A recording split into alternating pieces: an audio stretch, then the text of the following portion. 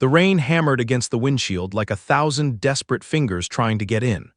Michael Chen gripped the steering wheel tighter, his knuckles white, as he navigated through the flooded streets of downtown Seattle. His daughter Emma sat in the back seat, her face pressed against the window, watching the world blur past in streaks of gray and silver. "Daddy, can we get hot chocolate?" Emma's voice was small, sweet, the kind of innocent request that could melt the hardest heart. "Sure, princess, right after we pick up your prescription." Michael glanced at her through the rearview mirror, forcing a smile that didn't quite reach his eyes. At 7 years old, Emma was his entire world, the only good thing that had come from a marriage that had imploded so spectacularly it still haunted his dreams 5 years later. He pulled up to a red light, the wipers working overtime, when Emma suddenly pressed her face harder against the glass. "Daddy, look, that lady doesn't have an umbrella, she's all wet." Michael followed her gaze, ready to brush it off with some platitude about remembering to check the weather when his heart stopped. Standing on the corner, soaked to the bone, holding a cardboard sign that was disintegrating in the rain, was a woman he'd sworn he'd never see again. A woman whose face had haunted him through countless sleepless nights. A woman who had once worn a white dress and promised to love him until death do them part.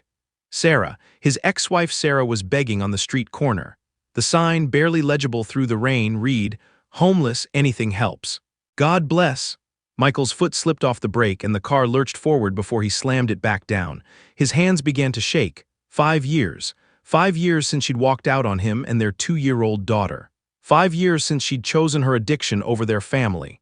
5 years since she'd emptied their bank account and disappeared into the night with a man Michael had considered his best friend. "Daddy," Emma's voice pulled him back. "Are you okay?" The light turned green. The cars behind him honked. He could drive away. He could pretend he hadn't seen her. He could protect his daughter from the woman who had abandoned her before she was old enough to remember. But he didn't. Michael's hands moved of their own accord, pulling the car into a parking spot half a block away. He sat there, engine running, heart pounding so hard he could hear it over the rain. "Stay in the car, Emma. Lock the doors." "I'll be right back." "But Daddy, lock the doors." His voice came out harsher than he intended. He softened it. "Please, princess, just for a minute." Michael stepped out into the rain, immediately soaked, and walked toward the woman who had destroyed him. She didn't recognize him at first. Her eyes were hollow, sunken into a face that had aged 20 years in 5. Her hair, once golden and full of life, hung in matted, dark strands around her face. She was painfully thin, her clothes, 3 sizes too big, hanging off her frame like a child playing dress-up in adult clothing. "Spare change." Her voice was hoarse, broken, a ghost of the melodic tone he'd fallen in love with 15 years ago in college. "Sarah," she looked up, and for a moment recognition flickered in those hollow eyes. Then came shame, so profound and devastating that she physically recoiled, stumbling backward. "Michael," his name came out as a whisper, almost lost in the rain. They stood there, 2 feet apart, a lifetime of pain between them. "What happened to you?" The words came out before he could stop them. Sarah's laugh was bitter, hollow. "What didn't happen? I made every wrong choice imaginable. I destroyed everything good in my life. Her voice cracked. "How's Emma?" The mention of their daughter's name sent a jolt of protective rage through Michael. "You don't get to ask about her, you don't get to speak her name." "I know," tears mixed with rain on her face. "I know I don't, I think about her every day. Every single day. You left her." Michael's voice shook with barely contained emotion. "She was 2 years old and you walked out like she meant nothing, like we meant nothing." "I was sick, Michael. I was drowning in addiction and I couldn't." "Don't." He held up his hand. "Don't make excuses. You chose drugs over your daughter. You chose Mark over your family. You stole from us. You destroyed us." Sarah nodded, tears flowing freely now. "You're right. You're absolutely right. I'm not making excuses. What I did was unforgivable. I am a monster." Michael stared at her, this broken shell of the woman he'd once loved, and felt something crack inside his chest. Not his heart that had broken 5 years ago, something else, something he'd been holding onto without realizing it. "Where are you staying?" She looked away. "Wherever. There's a shelter on 5th, but it fills up fast, sometimes under the bridge. Sometimes I just walk all night." "When did you last eat?" Yesterday, I think. Someone gave me half a sandwich." Michael closed his eyes. He could walk away. He should walk away. Every rational part of his brain screamed at him to turn around, get back in the car, and drive away from this nightmare. But he didn't. "Come with me." Sarah's eyes widened. "What? Come with me?" "We're going to get you some food." "Michael, no, you don't have to." "I know I don't have to. Come on." He turned and walked back toward his car, not looking to see if she followed. He heard her hesitant footsteps behind him. Emma's eyes went wide as saucers when Michael opened the back door and Sarah, dripping and trembling, slid into the seat beside her. Emma, this is Sarah, an old friend of Daddy's. She needs some help. Emma stared at the bedraggled woman with the curiosity only children possess. You're really wet. I am, Sarah whispered, her voice breaking. She was looking at Emma like she was seeing a miracle, like she was staring at the sun for the first time in years. Michael drove in silence to a small diner 3 blocks away, his mind racing. What was he doing? This was insane. This was the woman who had ruined his life, who had abandoned his daughter, who had stolen everything from him. But she was also the woman who had held his hand during his father's funeral. The woman who had stayed up all night with him studying for the bar exam. The woman who had cried tears of joy when they'd found out they were having a baby. The woman who had once been his entire world. Who was she now? Inside the diner, Michael set Emma up at a booth with crayons and a coloring book while Sarah sat across from him, looking like she wanted to disappear into the cracked vinyl seats. Order whatever you want, Michael said, sliding a menu toward her. Sarah's hands shook as she picked it up. Michael, I can't. You can and you will. When's the last time you had a real meal? She didn't answer, just stared at the menu like it was written in a foreign language. When the waitress came, Michael ordered for both of them.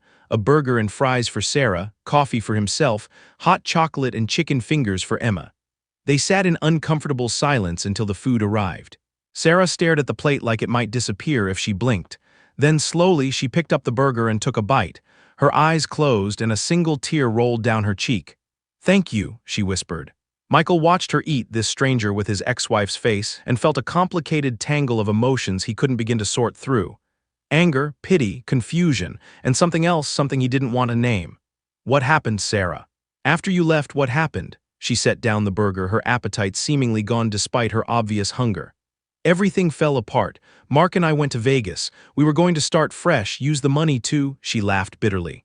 God, we were so stupid. We spent it all in 3 weeks. Gambling, drugs, more drugs. Then Mark left me for someone else, someone younger, someone less, broken. And then, I tried to get clean, I really did.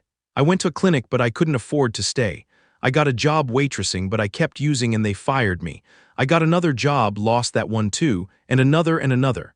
Each time I sank lower, I started stealing. Got arrested twice. Did 6 months in county. When I got out, I had nothing. No money, no family, no friends. No one who wanted anything to do with a junkie ex-wife who abandoned her kid.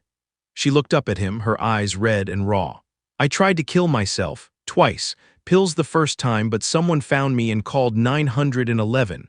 Bridge the second time, but I couldn't do it. I stood there for 3 hours and all I could think about was Emma. What would she think if she knew her mother was such a coward that she couldn't even live or die properly? Michael felt like he'd been punched in the gut. Sarah, I don't want your pity, Michael. I don't deserve it. I'm telling you because you asked and because you deserve the truth after all the lies. She picked up a fry, then put it down. I've been on the streets for 8 months now. I'm clean not because I'm strong or recovered, but because I can't afford to use anymore. Some days I wish I could just disappear. But then I think maybe if I can get back on my feet, maybe someday Emma might. I don't know, maybe she won't hate me quite as much. Emma looked up from her coloring book. I don't hate you, you're sad. My teacher says we should be nice to sad people. The sound that came out of Sarah was half sob, half laugh. You're a sweet girl, your daddy did a good job. Are you my mommy? The question hung in the air like a bomb waiting to explode. Michael's heart stopped. He'd been so careful, so deliberate in never discussing Sarah with Emma. He'd told her that her mommy had been sick and had to go away, that was it. Emma had never pushed, had never asked for more until now. Sarah looked at Michael, silently asking permission. He didn't know what to say, didn't know what to do. So he just sat there frozen. Sarah turned to Emma, tears streaming down her face. Yes, I am, but I've been away for a very long time. Because you were sick. Yes, very, very sick. Are you better now? Sarah's face crumpled. I'm trying to be. Emma nodded solemnly, then went back to her coloring book like this was the most normal conversation in the world. Michael excused himself and went to the bathroom, where he locked himself in a stall and tried to breathe. His hands were shaking, his heart was racing. What had he just done? What was he doing? When he came back out, Sarah was sitting with Emma, watching her color with an expression of such profound longing and loss that it physically hurt to look at. We should go, Michael said. Sarah nodded, standing quickly. Thank you for the food, for everything. They walked outside, where the rain had slowed to a drizzle. Sarah started to walk away, and Michael heard himself say, Wait. She turned. Where were you going? I don't know, the shelter maybe, if there's room.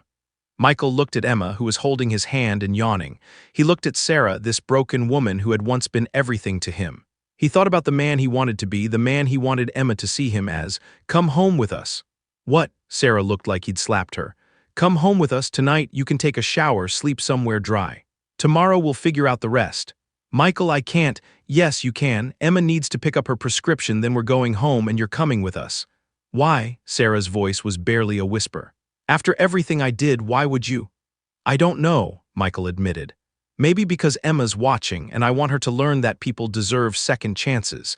Maybe because somewhere under all this pain and anger I remember who you used to be. Maybe because it's the right thing to do. I don't know, Sarah, I just know I can't leave you out here. The drive home was quiet. Emma fell asleep in her car seat and Sarah stared out the window like she was afraid to believe this was real. Michael's house was a modest 3-bedroom in the suburbs, worlds away from the downtown streets where he'd found Sarah. He showed her to the guest bathroom, gave her towels and some of his old clothes that would be too big but better than what she had. Take your time, he said, I'll be downstairs. He heard the shower start and sat down on the couch, his head in his hands. What was he doing? What if Sarah stole from them again? What if she hurt Emma? What if this was all a mistake? But when Sarah came downstairs 45 minutes later, clean for the first time in who knows how long, wearing his old college sweatpants and a t-shirt, looking impossibly young and impossibly broken, he knew he couldn't turn back now. Thank you, she said. I don't have the words to properly thank you.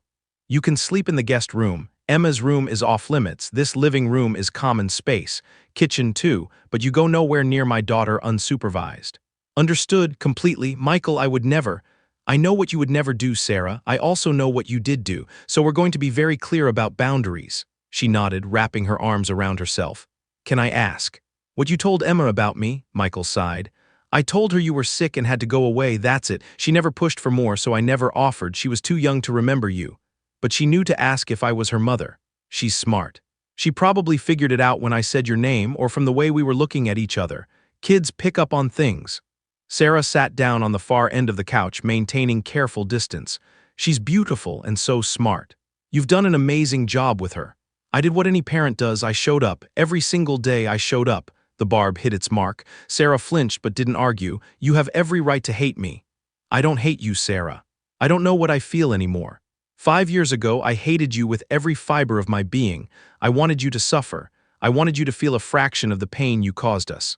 And then I saw you today and, he trailed off, not sure how to finish. And you realized I was already suffering more than you could have wished on me. Something like that. They sat in silence for a long moment. What happens tomorrow? Sarah finally asked. I don't know. We take it one day at a time, I guess. We need to figure out if you have any warrants, get you some proper clothes, maybe look into shelters or programs that can help you get back on your feet.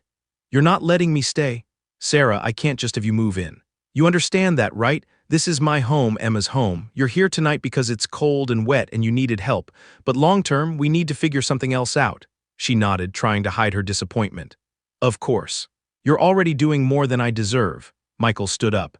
There's food in the kitchen if you get hungry, towels in the bathroom closet, try to get some sleep. Michael, Sarah's voice stopped him at the stairs. Why did you really bring me here? He turned to look at her, this ghost from his past, this woman who had broken him so completely he didn't think he'd ever be whole again. Because Emma was watching. Because I want her to grow up knowing that compassion matters more than anger. Because someone once told me that holding onto anger is like drinking poison and expecting the other person to die. He paused. And because, despite everything, you're still her mother. And maybe someday she's going to want to know you. And I'd rather that happen with you alive and trying than with me explaining why I left you to die on the streets. He went upstairs without waiting for a response. That night Michael couldn't sleep. He lay in bed, staring at the ceiling, wondering if he'd made a catastrophic mistake. Around 2 in the morning, he heard footsteps on the stairs and tensed. He grabbed his phone, ready to call 911 if needed, and crept to his door. But Sarah wasn't stealing.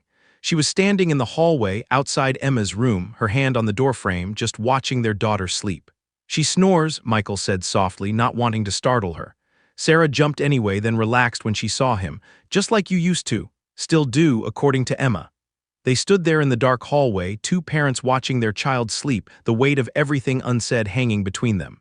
I miss so much, Sarah whispered. Her first day of school, her first lost tooth, her learning to read, I missed all of it. Yes, you did. Does she ever ask about me? Sometimes. Usually on Mother's Day or when she sees other kids with their moms. I tell her you loved her but you were sick, she accepts that. She shouldn't have to accept that, she should have a mother. She has me, I'm enough. I know you are. You were always enough, that was never the problem. Michael felt anger flare. Then what was the problem, Sarah? Because I've spent 5 years trying to figure out what I did wrong, what I could have done differently. Nothing. Sarah turned to face him, tears on her cheeks. You did nothing wrong, it was all me. My addiction, my selfishness, my weakness. You tried to help me, you begged me to go to rehab, you found programs, doctors, support groups. And I threw it all back in your face because I was too much of a coward to face my demons. Then why? Why did you choose drugs over us? Because the drugs made the pain go away. And being a mother, being a wife, loving you both so much it physically hurt, that was the most intense pain of all. Because I knew, deep down, I knew I was going to destroy it. I knew I wasn't good enough, wasn't strong enough. And the drugs let me forget that for a little while. She wiped her eyes. I know that doesn't make sense, I know that's not an excuse, but it's the truth. Michael didn't know what to say to that. So he just said, you should get some sleep. Michael, do you think Emma could ever forgive me? I think Emma is 7 years old and doesn't fully understand what there is to forgive yet. What I think matters more is whether you can forgive yourself. He went back to his room, leaving Sarah in the hallway, and lay awake until dawn. The next morning, Emma bounded into the kitchen with her usual enthusiasm, stopping short when she saw Sarah at the table, looking nervous and out of place. Good morning, Emma said politely, the way Michael had taught her. Good morning, Sarah replied, her voice tight with emotion. Michael made pancakes, Emma's favorite, and they ate breakfast in awkward silence punctuated by Emma's chatter about school and her friend Sophie and the book they were reading in class. After breakfast, Michael made phone calls while Sarah cleaned the kitchen. She'd insisted, saying she needed to do something to help. He found out she had no active warrants, which was a relief. He contacted a social worker he knew from his law practice. He looked into programs. There's a halfway house for women in recovery about 20 minutes from here, he told Sarah that afternoon. They have an opening. It's a 6-month program. They help with job placement, therapy, all of it, but there's a waiting period about 3 weeks. I can go back to the shelter until then. You'll stay here until the placement comes through. Sarah's eyes widened. Michael, I can't ask you to. You're not asking, I'm telling you. 3 weeks, Sarah, you stay here, you follow the rules, and you work on getting better, for Emma's sake, not mine. For Emma's sake, Sarah repeated softly. Those 3 weeks were the strangest of Michael's life. Sarah slept in the guest room, stayed out of the way, and tried to make herself useful. She cleaned obsessively. The house had never been so spotless. She cooked dinner most nights, simple meals that Michael remembered from their marriage.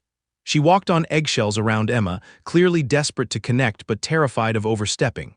Emma, for her part, treated Sarah with friendly curiosity.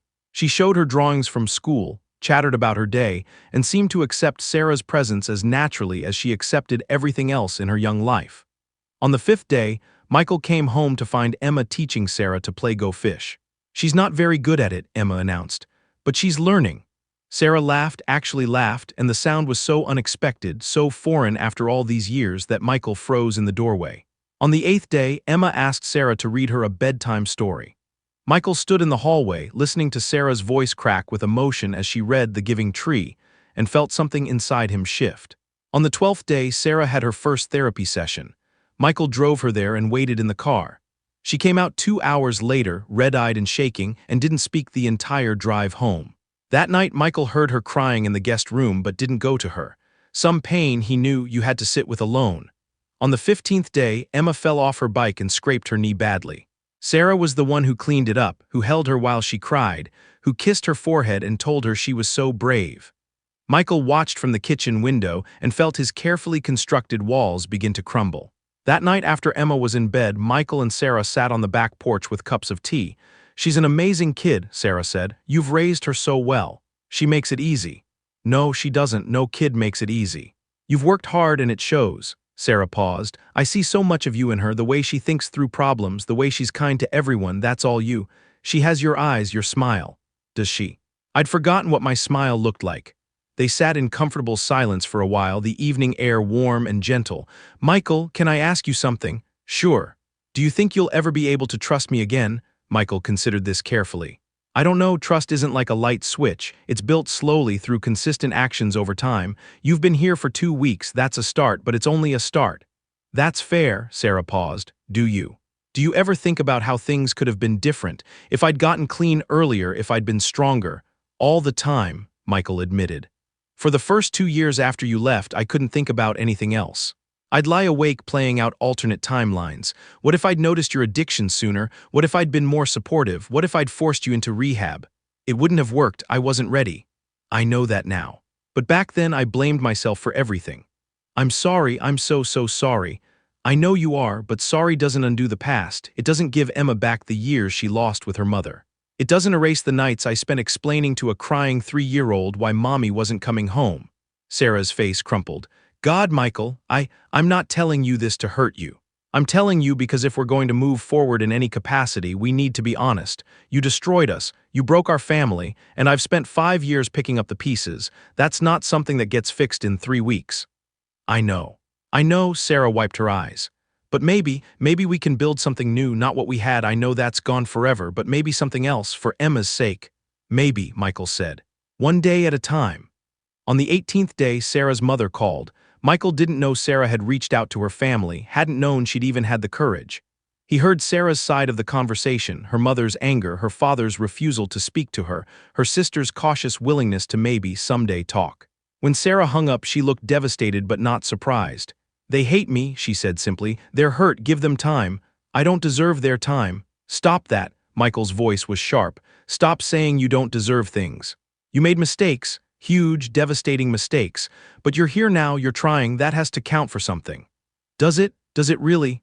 Michael thought about Emma's scraped knee, about Sarah reading bedtime stories, about the way his house felt different now, fuller somehow despite all the pain. Yes, he said quietly, it does. On the 20th day, Michael took Emma and Sarah to the park. They pushed Emma on the swings, helped her across the monkey bars, watched her make friends with other kids. To anyone watching, they looked like a normal family. Michael caught himself thinking how nice it felt, then immediately felt guilty for thinking it. That night, Emma asked, "Is Sarah going to stay with us forever?" Michael knelt down to her level. "No, princess, Sarah's going to a special place that helps people who have been sick get all the way better, but she'll visit and we can talk to her on the phone. Will she come back after she's better? I don't know. Would you want her to?" Emma thought about this seriously. "I think so, she's nice, and she's sad but getting less sad. I like helping people get less sad." Michael hugged his daughter tight, this little person with such a huge heart, and wondered how he'd gotten so lucky. On the 21st day, the halfway house called. They had a room ready. Michael told Sarah that evening. She took the news with equal parts relief and devastation. "This is good," she said, trying to convince herself. "This is the next step." "It is," Michael agreed. "You'll do great." That night, Sarah knocked on Michael's bedroom door. He opened it to find her in tears. "I don't want to go. I know I have to, I know this is what's best, but I don't want to leave her. I don't want to leave you. These 3 weeks have been. I've felt like a person again, like a mother. I'm terrified that if I leave, I'll lose it all again." Michael didn't invite her in, but he didn't close the door either. "You're not going to lose anything. The halfway house is 20 minutes away. You can call Emma every day. Visit on weekends if you complete your program steps. This isn't goodbye, Sarah. It's see you soon. Promise? I promise." The next morning, Michael drove Sarah to the halfway house. Emma had insisted on coming along, had made Sarah a card covered in glitter and drawings of flowers. "Come back soon," Emma said, hugging Sarah goodbye. "I'll miss you." "I'll miss you too, sweetheart. So much." Sarah held Emma like she was holding onto life itself. Michael walked Sarah to the door. The house mother greeted them warmly, showed Sarah to her room, explained the rules and schedule. As they were leaving, Sarah called out, "Michael," he turned. "Thank you for everything, for seeing me on that street corner and not driving away, for giving me this chance, for everything." Michael nodded. "Get better, Sarah. Really better. Emma deserves a mother who's fully present." "I know I will, I promise." Michael and Emma drove home in silence. Emma fell asleep in the car, exhausted from the emotion of the morning. When they got home, the house felt empty in a way it hadn't felt in weeks. That night Sarah called. She sounded nervous but hopeful. "I just wanted to say good night to Emma, if that's okay." Michael handed Emma the phone and listened to his daughter chatter about her day, about school, about the new drawing she'd made. When Emma said, "I love you," before hanging up, Michael saw Sarah's name on the screen and felt something complex and painful and hopeful all at once. The weeks turned into months. Sarah called every day, sometimes twice.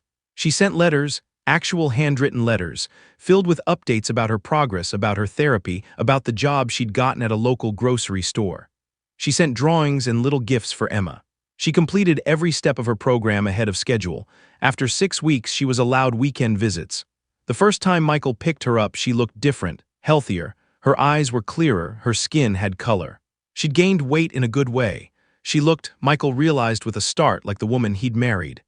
Emma ran to her and Sarah swept her up, spinning her around like she weighed nothing. "I missed you, I missed you, I missed you," Sarah chanted. They went to the zoo, they got ice cream. They played board games and watched movies. When Michael drove Sarah back to the halfway house that Sunday evening, Emma cried. "I want her to stay with us," Emma sobbed. "Why can't she stay?" "Because she's still getting better, princess, but soon, I promise."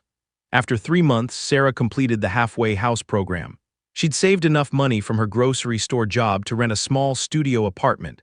Michael helped her move in, and Emma insisted on bringing flowers to make it more homey. "It's not much," Sarah said, looking around at the sparse space.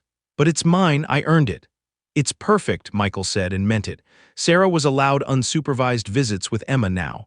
Michael struggled with this, the fear never fully went away, but Sarah never gave him reason to doubt her. She showed up on time. She followed all the rules. She attended her meetings religiously. She was, in every way, proving herself.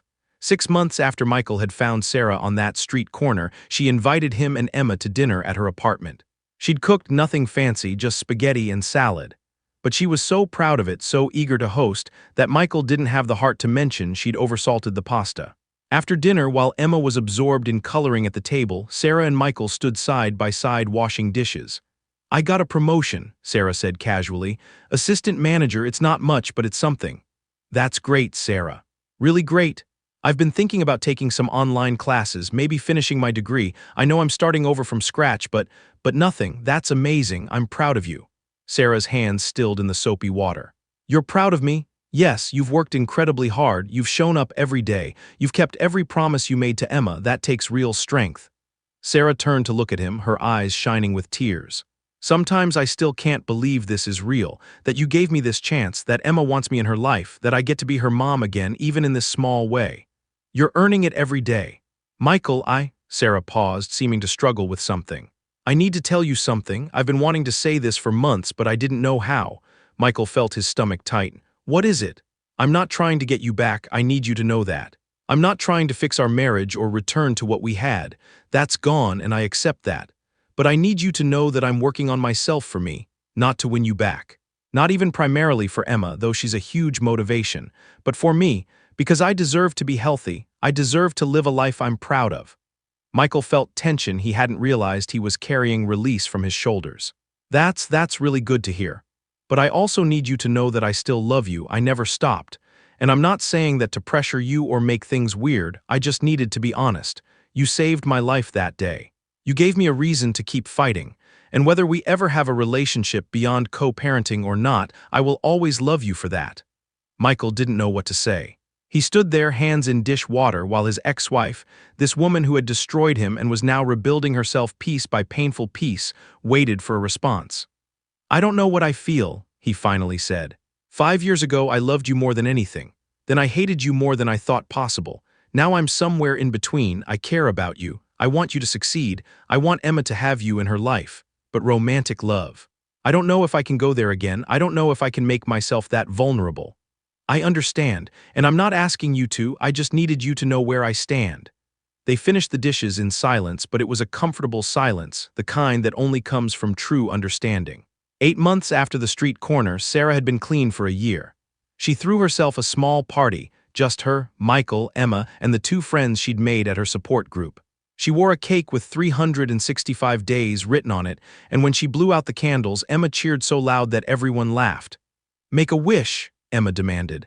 Sarah looked at her daughter, then at Michael, and smiled.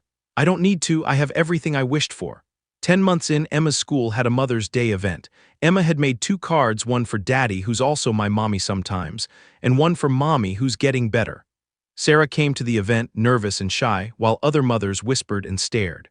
But Emma proudly introduced Sarah to her teacher, to her friends, and Sarah held herself together until they got to the car, where she sobbed tears of gratitude.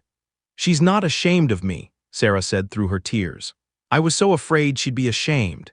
"Emma doesn't know how to be ashamed of people," Michael said. "She only knows how to love them." A year after the street corner, Sarah invited Michael to her apartment for what she said was an important conversation. Michael came after putting Emma to bed, his stomach churning with anxiety.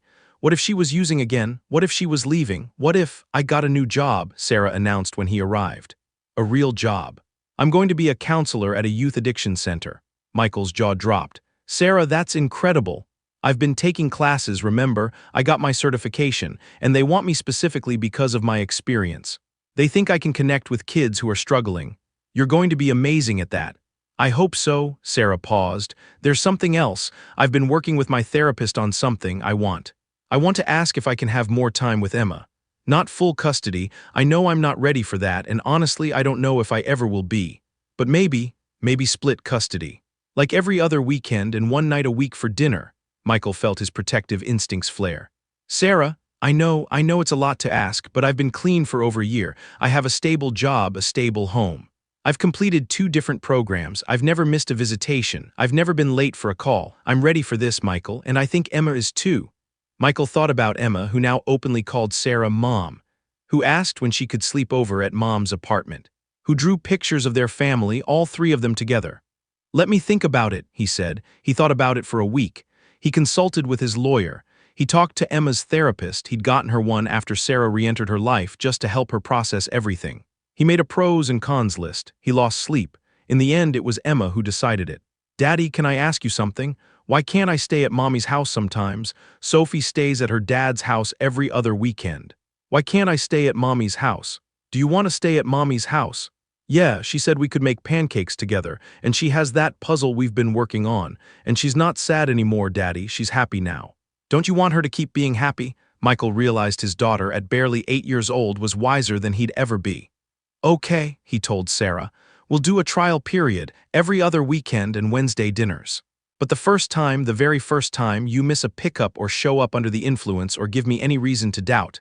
You'll take it away, and you should. Michael, I won't let you down. I won't let her down. I promise. You've made promises before. I know, but this time I'm keeping them. She did keep them. Every other weekend, Emma went to Sarah's apartment. They made pancakes and did puzzles and watched movies. Sarah helped with homework and braided Emma's hair and tucked her in at night. Wednesday dinners became a ritual, with Sarah cooking and Emma setting the table and Michael sometimes staying to eat with them. Slowly, carefully, they built a new kind of family, not the one they'd had before that was gone forever, but something different, something that worked. 15 months after the street corner, Michael's mother, who had refused to speak to Sarah since the divorce, called to say she'd seen Sarah at the grocery store. She looks good, Michael, healthy, and the way she talked about Emma, his mother paused. I think I misjudged her. I think she's really trying. She is, Mom, maybe. Maybe I could come to one of those Wednesday dinners. Michael felt tears prick his eyes. I think Sarah would really like that. 18 months after the street corner, on a random Tuesday evening, Michael came home from work to find Sarah's car in his driveway. He panicked this wasn't her day and rushed inside, only to find Sarah and Emma making cookies, flour everywhere, laughing hysterically. Daddy, Emma shrieked, we're making a mess. I see that, what's going on? Sarah looked sheepish. Emma called me at work, said she had a bad day at school. I hope it's okay. I checked with you first, but you were in court and I didn't want to interrupt, so I just came over and… It's fine, Michael said, surprised to find he meant it. It's more than fine. He helped them finish the cookies, and they ate them warm from the oven while Emma told them about the girl who'd been mean to her at recess. Sarah gave advice about dealing with bullies. Michael added his thoughts.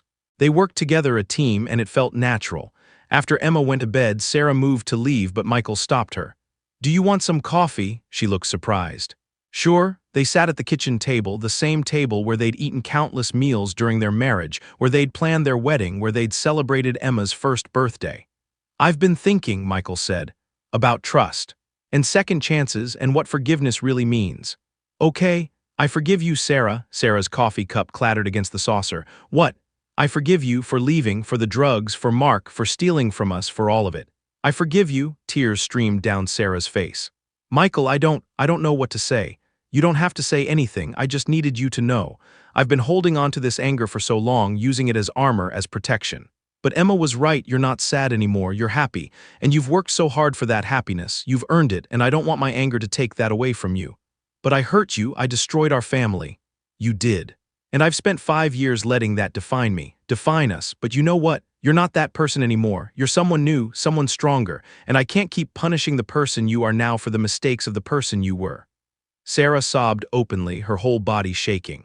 Michael reached across the table and took her hand, the first time he'd voluntarily touched her in 5 years. "I forgive you," he repeated. "And more than that, I'm grateful. Grateful you got clean. Grateful you came back. Grateful Emma has her mother. I don't deserve this. I don't deserve you. Maybe not, but you deserve a chance to heal. We all do." They sat there, hands clasped across the table, while Sarah cried tears of relief and redemption. 20 months after the street corner, Sarah invited Michael and Emma to her support group to celebrate her 2-year sobriety anniversary. Michael listened as Sarah told her story. The addiction, the abandonment, the homeless months, the miraculous moment when her ex-husband found her on a street corner and chose compassion over anger. "I shouldn't be here," Sarah said to the group. "By all rights, I should be dead, but Michael saved me, not by giving me money or fixing my problems. He saved me by seeing me, really seeing me, at my absolute lowest and choosing to believe I could be better. He gave me a reason to fight. He gave me my daughter back. He gave me my life back." She locked eyes with Michael across the room. "And I will spend every day of the rest of my life proving I was worth saving." The room erupted in applause. Emma hugged her mother tight, and Michael felt something he hadn't felt in 5 years, hope for the future. 2 years after the street corner, on a sunny Saturday afternoon, Emma had a soccer game. Both her parents came. They sat together in the stands, cheering her on. When Emma scored her first goal ever, they jumped up together, hugging each other in excitement before awkwardly pulling apart. But later, when Emma ran to them after the game, she hugged them both at once, one arm around each parent, and said, Did you both see me score?" "We both saw, Princess," Michael said. "We're so proud of you," Sarah added. Emma beamed. "This is the best day ever because you're both here, both my parents together." That night, after Michael dropped Sarah at her apartment, she texted him, "Thank you for today. For sitting with me, for celebrating with me, for letting me be her mother." Michael stared at the text for a long time before responding. "You earned it, all of it," Sarah replied. "I'll never stop earning it." 2.5 years after the street corner, Michael went on his first date since the divorce. A woman from work had asked him to dinner, and he'd surprised himself by saying yes. He told Sarah about it because they were co-parents now, and co-parents shared these things. "That's great," Sarah said, and her smile only wavered a little. "You deserve to be happy. So do you? Are you dating?" "No. I've been focusing on myself, on Emma, on my job, but maybe someday." She paused. "Michael, I meant what I said before. I'm not waiting for you. I'm not trying to get you back. If you find someone who makes you happy, I'll be genuinely happy for you." The date was nice. The woman was kind. But Michael spent the whole evening comparing her to Sarah, to who Sarah used to be, to who she was now, and realized he wasn't ready. Maybe he'd never be ready, or maybe he needed more time, he didn't know. 3 years after the street corner, Sarah called Michael in the middle of the night, sobbing so hard he couldn't understand her. Sarah, what's wrong? Is Emma okay?" "I relapsed." Michael's blood ran cold. "What?" I want to be clear, I didn't use, but I wanted to. God, Michael, I wanted to so badly. I had pills in my hand, I was going to take them. But I called my sponsor instead, and she talked me down, and I flushed them, but Michael, I came so close. 3 years clean, and I almost threw it all away." "Why? What happened?" "It's the anniversary of the day I left you and Emma. Every year it gets harder. The guilt, the shame, the knowledge of what I did, it never goes away. And today I just wanted to not feel it anymore." "But you didn't use." "But I almost did. But you didn't. Sarah, you called your sponsor. You made the right choice. That's what matters." "Is it? What if next time I don't call? What if next time I use? What if I lose Emma again? What if I lose you?" "You're not going to lose us. You're going to get through this. You're going to wake up tomorrow and go to your meeting and see your therapist and keep moving forward, because that's what you do now. You don't run from pain, you face it." "I'm scared, Michael." "I know. But you're not alone. You have me, you have Emma, you have your sponsor and your therapist and your support group. You have people who love you and believe in you." "Do you believe in me?" Michael thought about the last 3 years. About Sarah showing up day after day, keeping every promise. About the mother she'd become, about the woman she'd fought so hard to be. "Yes," he said simply. "I do," Sarah cried, but differently now. "Thank you. Thank you for not giving up on me. Thank you for not giving up on yourself." 3.5 years after the street corner, Emma's school had a career day. Sarah came to speak about her work as an addiction counselor. Michael took the morning off work to watch. Sarah told her story, appropriate for kids but honest. She talked about making mistakes, about getting lost, about how hard it is to find your way back, about how people who love you can help, but ultimately you have to save yourself. The hardest thing I ever did was get clean, Sarah told the room full of wide-eyed children. But it was worth it. Because now I get to help other people who are struggling. I get to be Emma's mom. I get to be the person I always wanted to be. After her talk, a little boy raised his hand. My dad drinks too much. My mom says he has a disease. Is he going to get better like you did? Sarah's eyes filled with tears, but she kept her voice steady. I don't know, sweetheart. Addiction is really hard to overcome. But the fact that he has you, someone who loves him and wants him to get better, that matters. That can make all the difference. After the event, Michael found Sarah in the parking lot, sitting in her car, crying. That little boy, she said when Michael tapped on her window. He reminded me of Emma. Except Emma had you, someone strong and stable. What if she hadn't? What if you'd been an addict too? But I wasn't. But what if you had been? What would have happened to Emma? I don't know, but that's not what happened. Emma had me, and now she has both of us. Stop torturing yourself with what-ifs. Sarah wiped her eyes. Sometimes I still can't believe this is my life, that I get to wake up every morning and call my daughter. That I have a job I love, that you and I can have conversations without screaming at each other. It feels like a dream. It's not a dream, it's real, you made it real. 4 years after the street corner, Michael's firm had their annual holiday party. For the first time, he brought a date, not the woman from before that had fizzled out, someone new, someone nice. Sarah found out through Emma, who mentioned it casually over Wednesday dinner. Daddy has a girlfriend, her name is Jessica. She's pretty, but not as pretty as you, Mommy. Michael could see the pain flash across Sarah's face before she hid it. Well, I'm happy your daddy found someone nice. Later, after Emma was in bed, Sarah texted him. Emma told me about Jessica. I'm happy for you. Really, you deserve this. Michael stared at his phone, thinking about Jessica, kind, stable, uncomplicated Jessica, and then about Sarah, who was all complications and second chances and hard-won redemptions. He took Jessica to the holiday party. She wore a red dress and laughed at his colleagues' jokes and fit perfectly into his life. On paper, she was perfect. But when Michael closed his eyes, he saw Sarah. Sarah making Emma laugh. Sarah talking kids down from their first high at the youth center. Sarah strong and sober and fighting every day to stay that way. He broke up with Jessica the next week. She took it gracefully. You're still in love with someone else, she said. It wasn't a question. It's complicated. It always is, but Michael, life's too short for complicated. If you love her, tell her. 4.5 years after the street corner, Emma asked the question Michael had been dreading. Daddy, do you still love Mommy? They were making dinner together, just the two of them, a normal Tuesday evening. Why do you ask? Because I think Mommy still loves you. She gets this look on her face when she talks about you. And you get the same look when you talk about her. What kind of look? The same look I get when I think about ice cream, Emma giggled. Like she makes you happy but also a little bit sad. Michael sat down at the kitchen table. Come here, princess. Emma climbed into his lap, getting too big for it, but he held her anyway. I love your mom very much, he said carefully, but it's complicated love. She hurt us badly. And even though she's worked really hard to make things right, sometimes I'm still scared. Scared of what? Scared she'll leave again, scared she'll get sick again, scared of getting hurt. Emma was quiet for a moment, thinking. But Daddy, you told me that being brave doesn't mean not being scared. It means doing things even when you're scared. When did you get so wise? I learned it from you. Emma hugged him tight. I think you should tell Mommy you love her, because she's sad sometimes and I think you could make her less sad. What if I can't? What if I make her more sad? Then you'll figure it out. That's what grown-ups do. 5 years after the street corner, on the anniversary of the day Michael had found Sarah begging in the rain, he picked up Emma from school and drove to Sarah's apartment. Sarah answered the door, surprised to see them on an off day. Is everything okay? Everything's fine. Can we come in? Sarah stepped aside, confused but welcoming.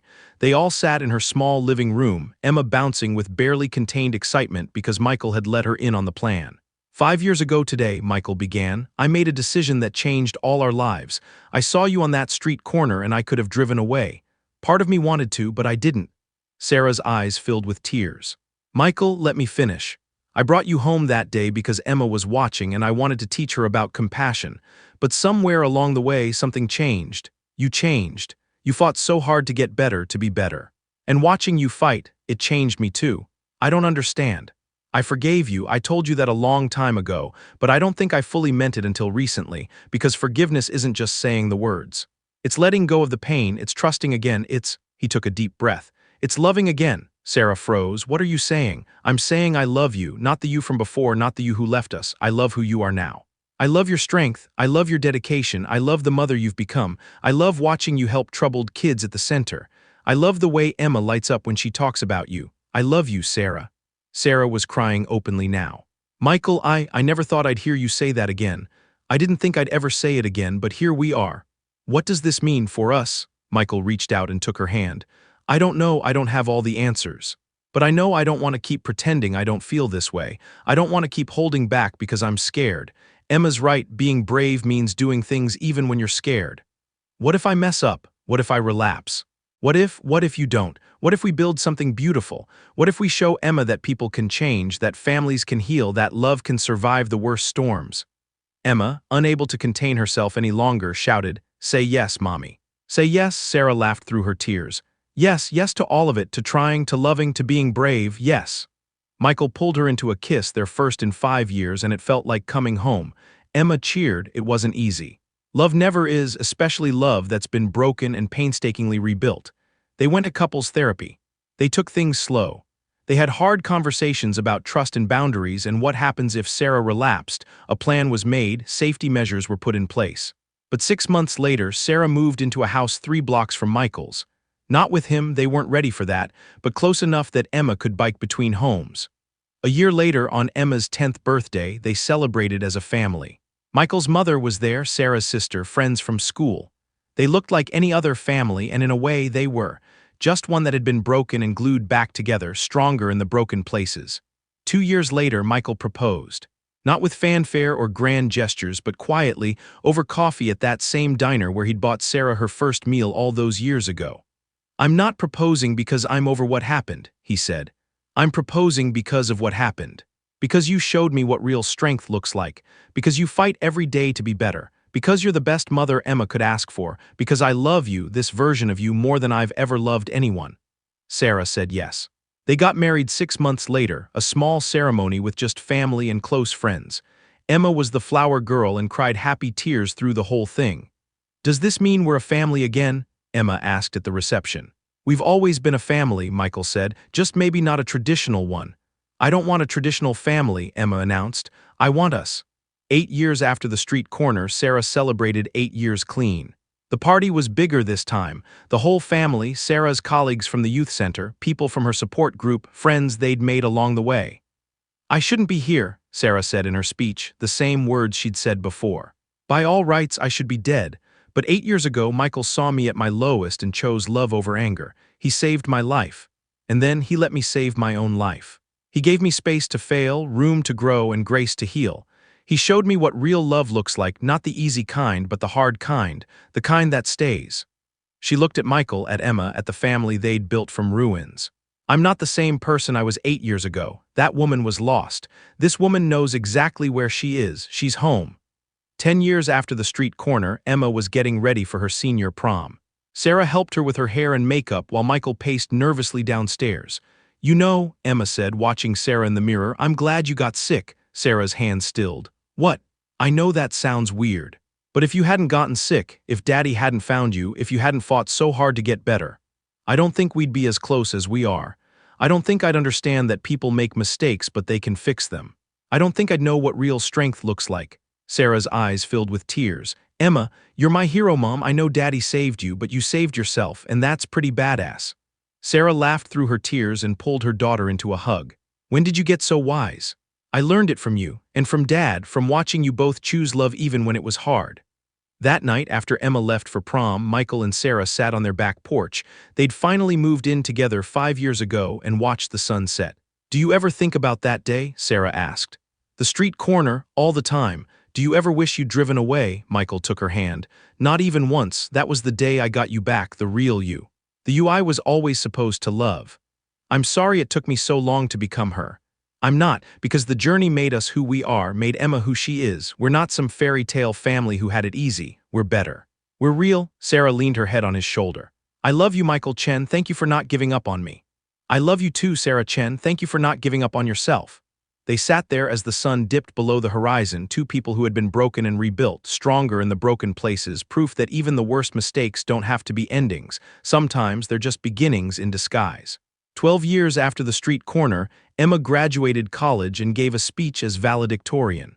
She talked about resilience, about second chances, about the power of compassion over anger. "My parents taught me that people are never just one thing," Emma told the crowd. "They're not just their mistakes or their achievements. They're the sum of every choice, every struggle, every moment they chose to keep going even when quitting seemed easier. My mother made terrible mistakes. My father had every right to hate her, but he chose differently. He chose to see her humanity. He chose to give her a chance to be better. And she took that chance and ran with it." In the audience, Michael and Sarah held hands and cried. "Because of them," Emma continued, "I know that no one is beyond redemption. I know that love isn't just a feeling, it's a choice you make every day. I know that families aren't just born, they're built. And I know that sometimes the bravest thing you can do is forgive." After the ceremony, Emma hugged them both. "Thank you for being my parents, for showing me what real love looks like, for being brave enough to break and brave enough to heal." "We love you, Princess," Michael said. "So much," Sarah added. "I know," Emma said. "I've always known." 15 years after the street corner, Michael and Sarah renewed their vows. Emma stood with them, no longer a child but a woman, a social worker helping families in crisis, carrying on her mother's legacy of healing. 15 years ago, the officiant said, Michael made a choice that changed 3 lives forever. He chose compassion, he chose hope, he chose love. And every day since then, both of you have made that same choice again and again. Michael looked at Sarah, this woman who had been broken and remade, who had fought her way back from hell, who had become more than either of them had imagined possible. "I choose you," he said. "Every day I choose you."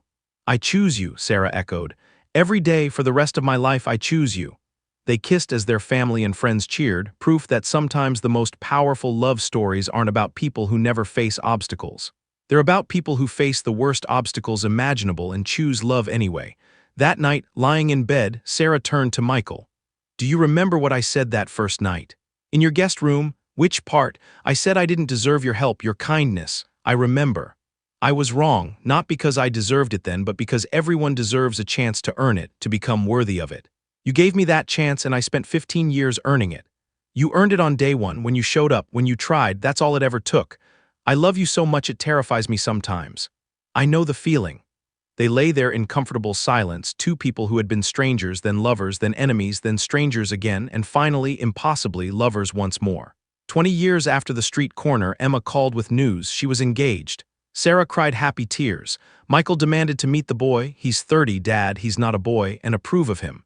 The wedding planning brought up memories. Sarah and Michael's second wedding had been small, intimate, nothing like the big affair their first had been.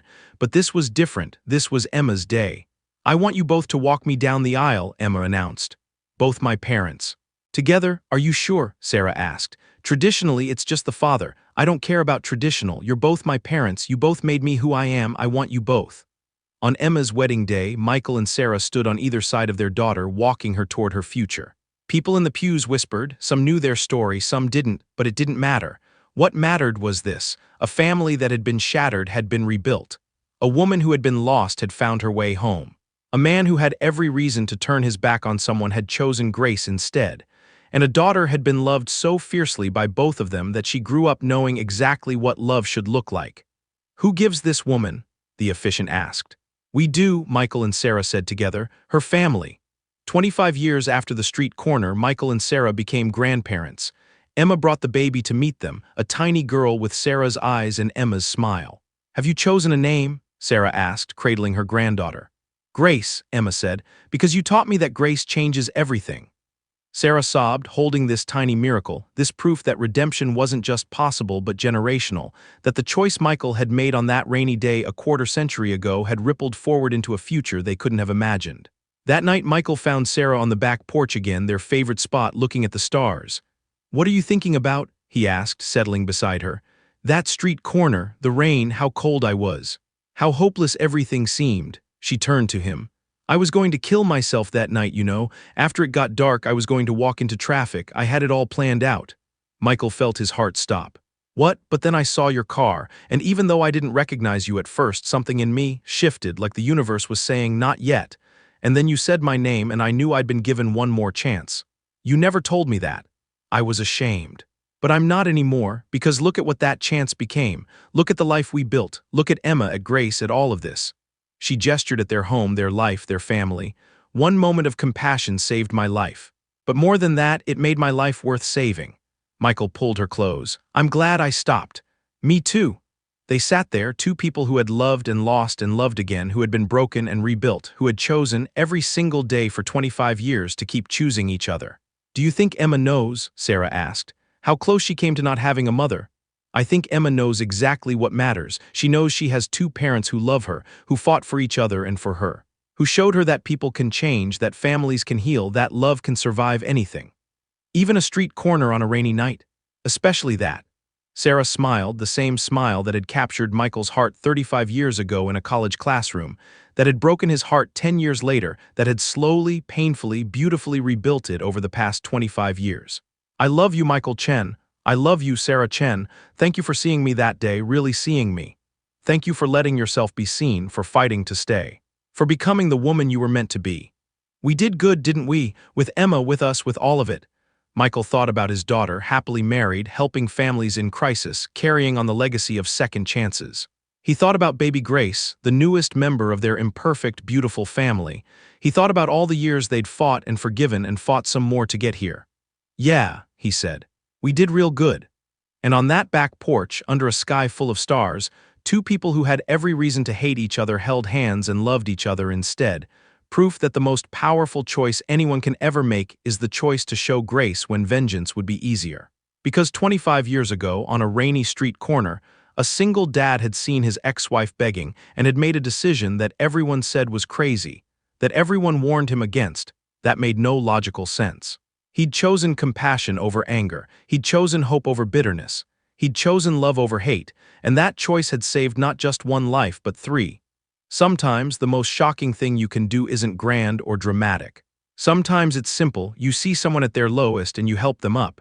That's what Michael did, and it made all the difference.